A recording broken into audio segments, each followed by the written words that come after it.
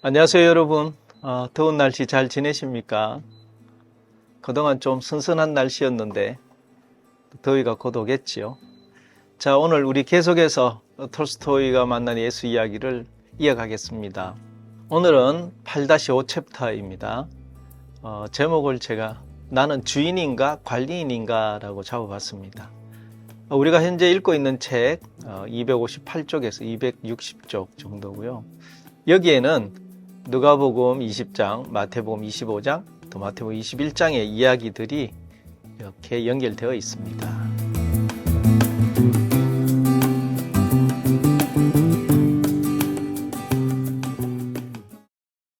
예수가 말했다. 어떤 주인이 과수원에 나무들을 심고 기르고 보살피는 등 과수원에서 최대한으로 많은 열매를 거두기 위해 모든 노력을 아끼지 않았습니다.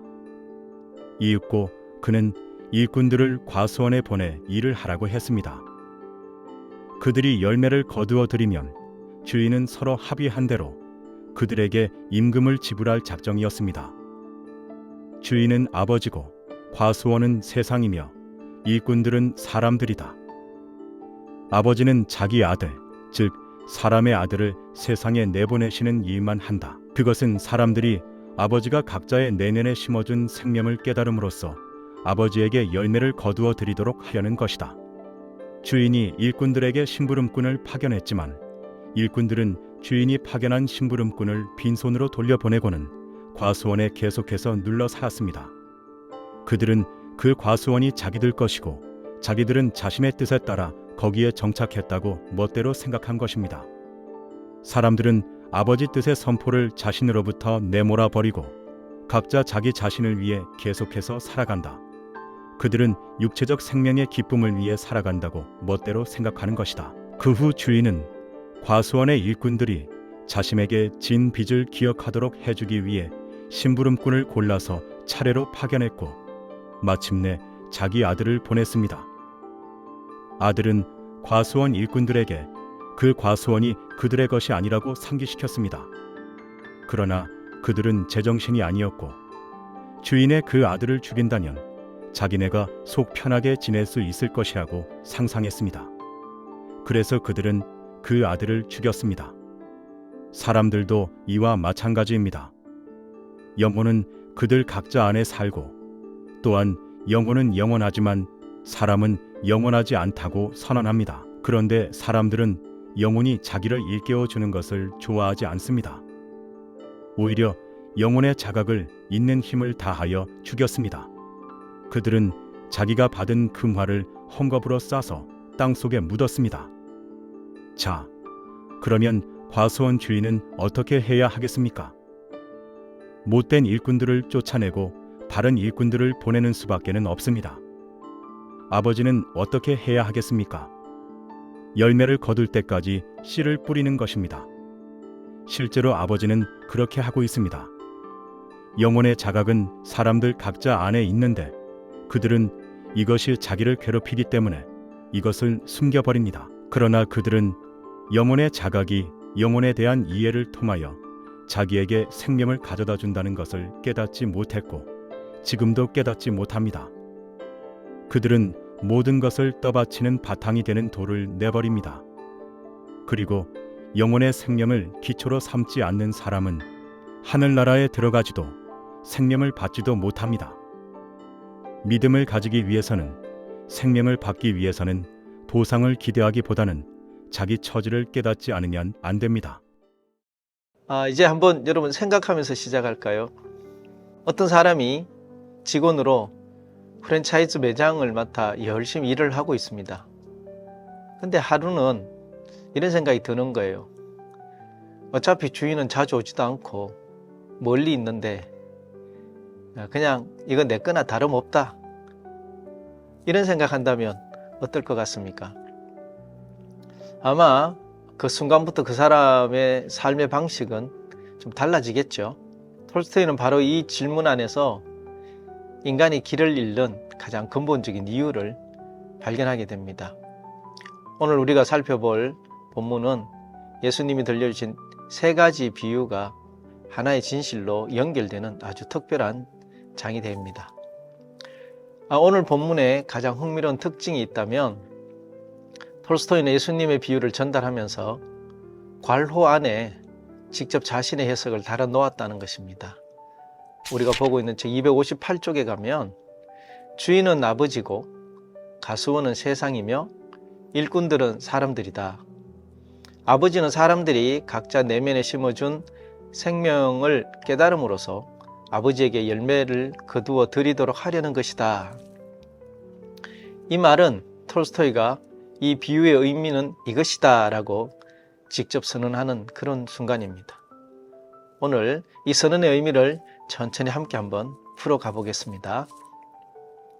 자, 예수님의 비유는 이렇게 시작합니다. 어떤 주인이 과수원에 나무를 심었습니다. 아주 정성껏 가꾸었죠. 그리고 일꾼들에게 맡기게 되었습니다. 그런데 일꾼들이 변심합니다. 259쪽을 보면 그들은 그 과수원이 자기들 것이라고 자기들은 자신의 뜻에 따라 거기에 정착했다고 멋대로 생각한 것입니다. 그 과수원을 향해서 주인은 심부름꾼을 보내서 그 삭스를 받으려고 합니다. 그런데 일꾼들은 그 심부름꾼을 빈손으로 돌려보내죠. 그 일을 몇 번 반복한 후 마침내 주인은 아들을 보냅니다. 그런데요, 일꾼들의 생각이 어떻게 바뀝니까? 이 아들이 없으면 좋겠다. 아들을 죽여버립니다. 왜요? 왜일까요? 톨스토이는 이렇게 해석합니다. 같은 쪽에 사람들은 아버지의 뜻을 선포하는 자신으로부터 내몰아버리고 각자 자기 자신을 위해 계속해서 살아간다. 그들은 육체적 생명의 기쁨을 위해 살아간다고 멋대로 생각하는 것이다. 지난 영상에서도 우리는 보았습니다. 탕자의 이야기를 기억하시죠, 여러분? 아버지에게 아버지 제 유산을 주십시오 라고. 그 내용과 뿌리가 같습니다. 내 인생은 너 것이다. 이 세상은 내가 마음껏 해도 된다. 이 착각이 시작될 때 우리는 이미 주인이 보낸 아들, 즉 우리 내면의 신성한 목소리를 죽이기 시작한다는 것이 됩니다. 그런데 톨스토이는 여기서 두 번째 비유로 이어갑니다. 260쪽.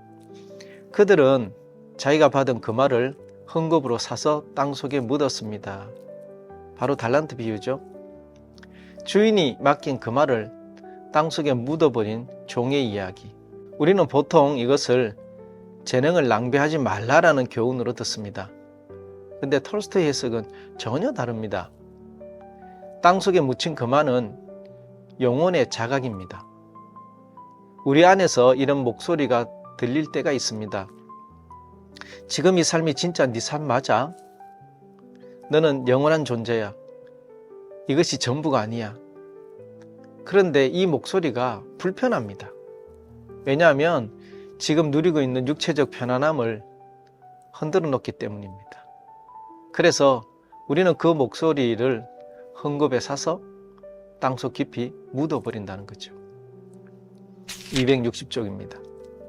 사람들은 영혼이 자기를 일깨워주는 것을 좋아하지 않습니다. 오히려 영혼의 자각을 있는 힘을 다하여 죽였습니다. 과선 일꾼이 아들을 죽인 것과 그 말을 땅에 묻은 것. 톨스토이는 이 두 가지 행위가 정확히 같다고 말을 합니다. 자, 이제 세 번째 비유로 가볼까요? 건축자들이 쓸모없다고 내버린 돌. 그런데 바로 이 돌이 건물 전체를 떠받치는 모퉁이 돌이 됩니다. 260쪽에 그들은 모든 것을 떠받치는 바탕이 되는 돌을 내버립니다. 영혼의 생명을 기초로 삼지 않는 사람은 하늘나라에 들어가지도 생명을 받지도 못합니다. 세상 사람들이 쓸모없다고 버리는 것들이 있습니다. 무소유, 사랑, 내려놓음, 섬김, 이와 같은 것들요. 그런 걸로 세상을 어떻게 살아? 현실 감각이 없네? 야, 좀 현실적으로 생각해봐. 이렇게 말할 수 있죠. 근데 톨스토이는 말합니다.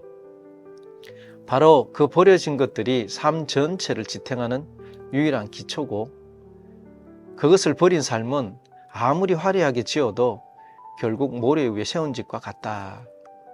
자, 이제 이 세 가지의 비유를 하나로 좀 묶어보면, 과선 일꾼의 이야기, 금화를 묻은 종의 이야기, 버려진 돌의 이야기, 이 모두 같은 진실을 향하고 있다는 겁니다.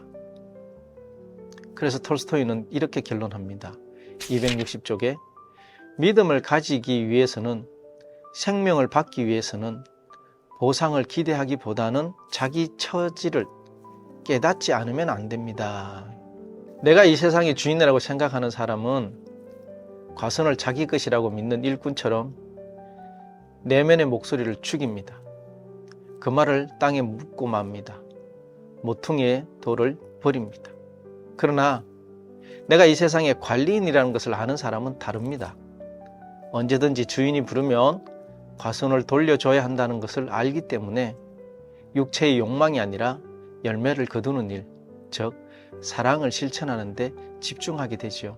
그리고 그에게는 죽음은 파멸이 아닙니다. 정당한 결산이 되는 것입니다. 여러분, 오늘 하루 딱 한 번만 이 질문을 자신에게 한번 던져보는 건 어떻습니까? 나는 지금 이 삶을 내 것이라고 움켜쥐고 있는가? 아니면 잠시 맡겨진 것으로 가볍게 들고 있는가?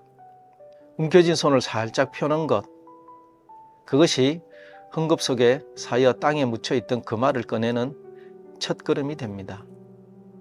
그리고 그 금화가 빛을 발하는 순간 버려진 돌이 기초가 되는 그 역설이 우리 삶 안에 시작될 것입니다. 오늘도 함께 해주셔서 감사합니다.